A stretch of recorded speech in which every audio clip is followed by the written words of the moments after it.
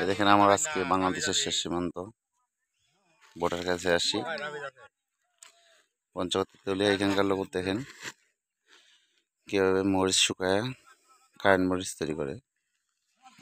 এই যে দেখেন এরা খুব পরিশ্রমী হয়। এই যে আমার এখানে বুড়িমারি বর্ডার, এই যে পার্শ্ববর্তী আমাদের ভারত ইন্ডিয়ার।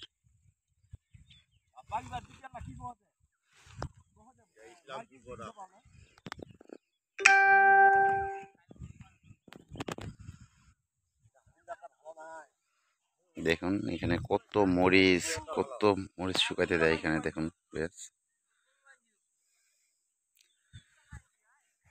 এই যে এখানে একটা সোলারের পাম্প আছে। এই যে চা বাগান, এটা এই যে চা বাগান আমাদের পার্শ্ববর্তী ভারতের।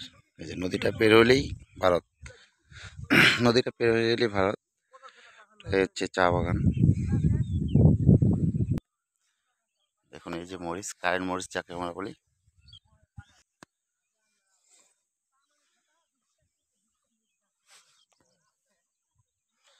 এই যে এরা সবাই মরিচ শুকাতে দিতে আসছে এখানে।